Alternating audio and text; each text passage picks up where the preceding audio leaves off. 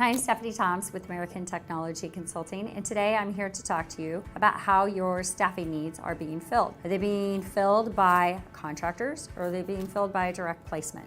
This is a controversial subject because so many people are going to in-house recruitment, which changes things up a little bit. I'm here to talk to you about some of the key factors and some of the things that will help you in determining whether or not it's really a contractor that you need or if it's a full-time placement. So depending on your organization, it really will depend on what you're comfortable with. It depends on what type of projects you're actually having out there, the longevity of them. A lot of the key factors are cost, flexibility, and expertise. The cost of bringing on a full-time placement is far heavier than bringing on a contractor.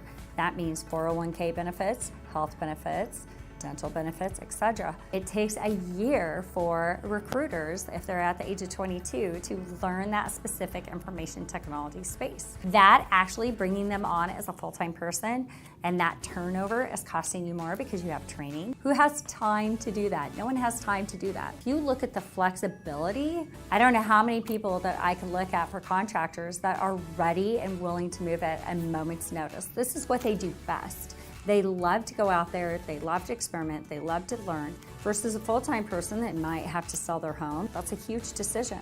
Another one is expertise. So if you have in-house recruiting, you may not have some of the different platforms and some of the different things that staffing agencies have. These people do this day in, day out. This is not just a fly-by-night type of thing that they take. This is actually something that they do and they take pride in.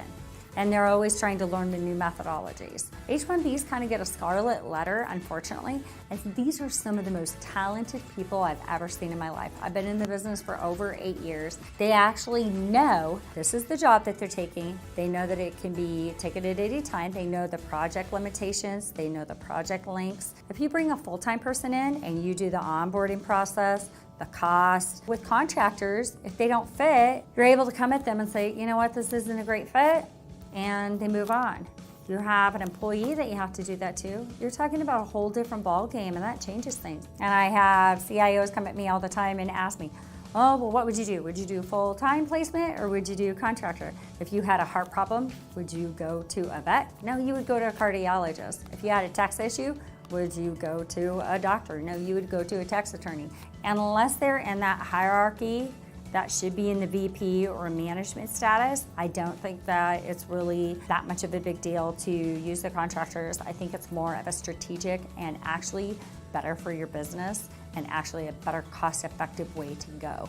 It's always about knowing people, relationship building. I always say relationship building because we live in a space right now where everybody is so time sensitive, so they're just ready to take the first candidate that maybe looks like they will be the best fit. If you look at contractors, they've been in so many different companies and different projects that have ended. They have so much to bring and so much knowledge to bring. I think that's really important, and I think that a lot of people in the next coming years are going to see what's working and what's not. I'm going to leave you with that final thought, and hopefully everybody has a great takeaway from it. And if you have any questions, please link below. Let me know. Thanks.